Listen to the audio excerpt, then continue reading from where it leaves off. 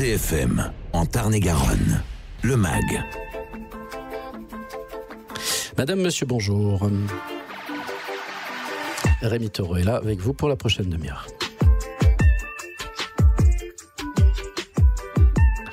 À deux voix, c'est le titre de la rencontre lecture que propose le festival Lettres d'automne ce jeudi 23 novembre à 19h à la médiathèque de Moissac.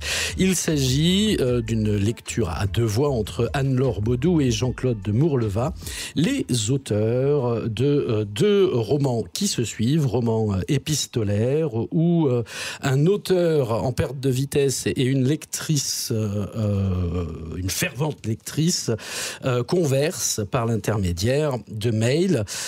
Et donc, j'ai le plaisir d'avoir en studio Anne-Laure Baudou et Jean-Claude Mourleva. Messieurs, dames, bonjour. Bonjour. Comment allez-vous ? Très bien. Ouais. Également. Bon. Oh Happy Day, c'est la suite de Et je danse aussi. Donc l'aventure de cet auteur et de sa lectrice qui se rencontrent. Je vous laisse raconter le début. Qui c'est qui me raconte le début ? Je peux raconter le début de Et je danse aussi, et puis tu expliques pourquoi on a écrit une suite. D'accord.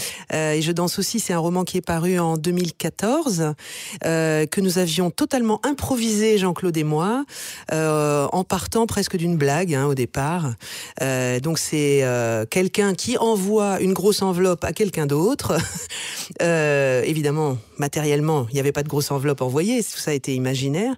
Et ce quelqu'un en question est un écrivain célèbre, et cette personne qui reçoit l'enveloppe s'est positionnée comme lectrice, admiratrice. Et en fait, on a déployé ce point de départ au point que ça a donné un roman qui a rencontré un énorme public, à notre grande et joyeuse surprise. Et à la suite de quoi, les gens nous réclamaient une suite, parce que Adeline, la lectrice, et Pierre-Marie, l'écrivain, avaient rencontré le cœur de beaucoup de gens, fait rire beaucoup de monde aussi. Et alors voilà, on nous réclamait une suite. Et que voici. Oui, mais avant qu'elle arrive, la suite, il y a eu 4 ans qui se sont passés, parce que, autant dire la vraie vérité, moi je n'étais pas tellement pour.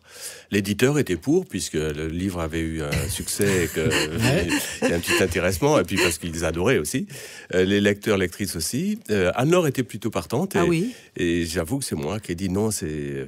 ça vous branchait pas ? Non, parce que... Ah si, ça me branchait. Le fait d'écrire avec quelqu'un en partage, alors ça j'ai adoré, j'aurais volontiers continué. Mais sur autre chose peut-être, parce que les deux personnages, donc Pierre-Marie Soto, l'écrivain, et Adeline Parmelan, la lectrice, échangent des dizaines de mails, ils deviennent intimes sans s'être jamais rencontrés, et cette correspondance devient le centre de leur vie, et le roman s'achève au moment où ils vont sans doute, très certainement, à la veille donc de leur rencontre en chair et en os. Et ça me plaisait beaucoup d'arrêter là.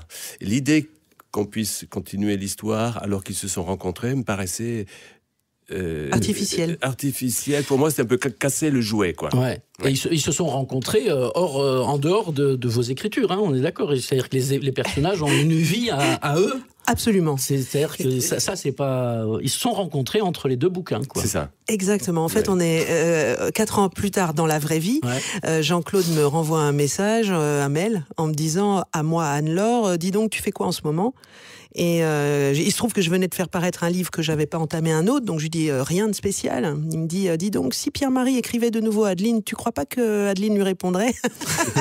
J'ai dit mince alors.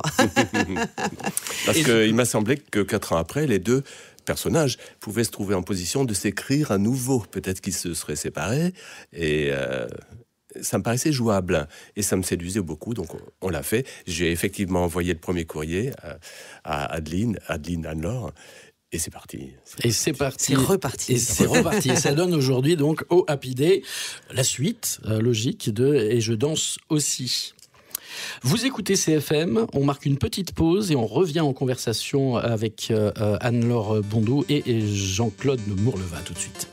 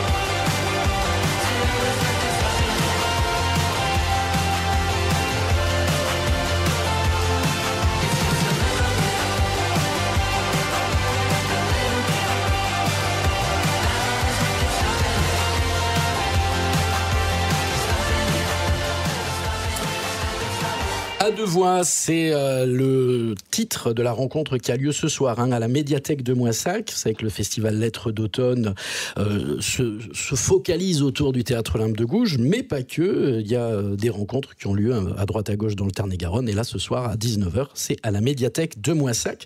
Vous pourrez poser, je sais pas, oui, il doit y avoir un temps d'échange, j'imagine, dans ces rencontres lecture.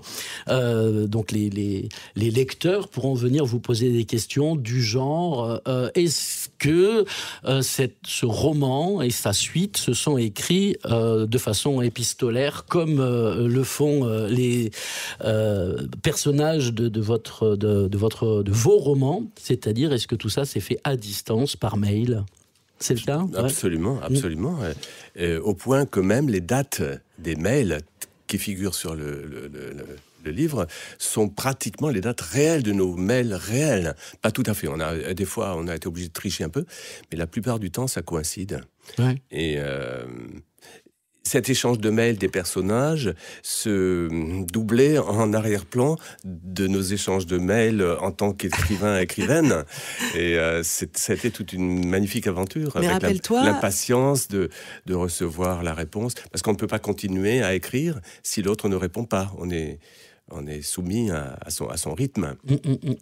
Et c'est un grand plaisir parce que quand on écrit d'ordinaire, on est seul. Et là, la solitude était brisée. Ça m'a, en tout cas à moi, beaucoup plu. J'allais dire, rappelle-toi, on essayait de se téléphoner le moins possible. Ouais. On essayait d'interférer le moins possible dans justement cet échange improvisé, qui a été un peu moins improvisé sur le second nécessairement, parce que il fallait... Il y avait une construction à faire. Il y avait un peu plus de construction qui s'imposait du fait qu'il y avait tout ce précédent, en fait. Il y avait déjà le bagage du précédent livre. Mais on a chaque fois essayé de préserver au mieux justement ces surprises. C'était notre plaisir à nous de surprendre l'autre par l'introduction soit d'un personnage inattendu, soit d'une situation complètement à contre-pied. Voilà. Donc c'était notre plaisir supplémentaire, quoi. Je vais donner un exemple. Surprendre l'autre. Tu m'as surpris, moi. Enfin, Adeline a surpris Pierre-Marie en lui écrivant « Oui, je sais, je vais sur Internet, je vois que vous avez été mariés 3 fois. » Et moi, je l'apprends. Je dis, ah bon, j'ai été marié 3 fois. Bon, ok, si elle le dit, ça doit être vrai. Et je lui réponds, bien sûr, non, vous vous trompez. Il ne faut pas lire tout ce qu'on trouve sur Internet. Je n'ai pas été marié 3 fois, je l'ai été 4. Et je vais même vous faire quelques confidences sur... Ça veut dire que chacun tire le scénario de son côté à un moment, c'est ça? Un peu, ouais. Pas le scénario, c'est pas pour tirer à soi, c'est pour ouvrir, pour donner une possibilité à l'autre d'aller ailleurs que là où il serait allé spontanément. Adeline m'attribue le prix Goncourt. Avec votre prix Goncourt, je dis, j'ai pris Goncourt. Merci, il va falloir que je gère ça, quoi. Et dans la suite, à un moment donné, lorsqu'ils s'écrivent, effectivement, moi, Adeline écrit à Pierre-Marie qu'elle s'en va à l'autre bout de la planète. Et ça, c'était pas non plus quelque chose que je t'avais pas averti de cette intention que Adeline avait de s'en aller. Donc du coup, ça induit pour celui qui reçoit ce courrier de réagir à ce qui est proposé. Et c'est très amusant. Oui, ça me rappelle ce jeu qu'on jouait quand on était petit à l'école. Le cadavre exquis, mais oui, c'est ça. Tout à fait. Donc finalement, Et je danse aussi et Oh Happy Day sont 2 romans épistolaires façon cadavre exquis. Un peu. On peut dire ça. On marque encore une pause et on revient dans un instant avec Anne-Laure Bondou et Jean-Claude Mourleva pour présenter cette rencontre qui va avoir lieu à la médiathèque de Moissac dans un instant.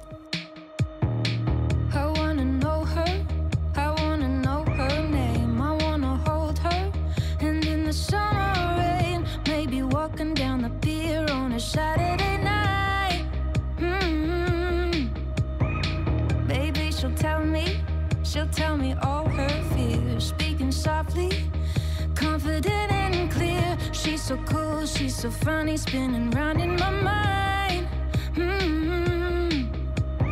I know she knows I'm unsure, 'cause I don't know who I am anymore. But she could break my heart and she don't even try it. She can make me feel like I'm living a lie.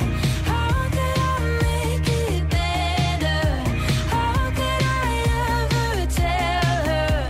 When she says hello with that look in her eye, makes me question who I am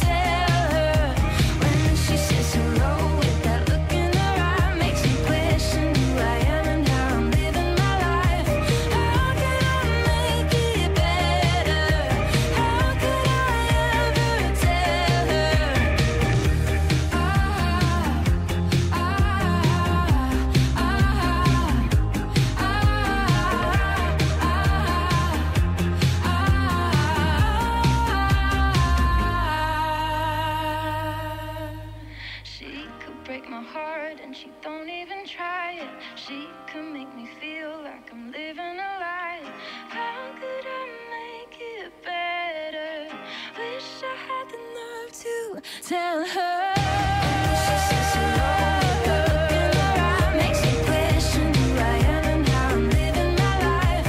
How could I make it better? How could I ever tell her? Makes me question.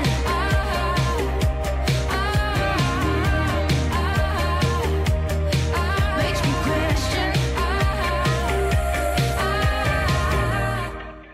Vous êtes bien sur CFM Radio, c'est le MAG de Montauban. On parle de cette rencontre à deux voix qui a lieu ce soir à la médiathèque de Moissac à 19h entre Pierre-Marie Soto et Adeline Parmelan.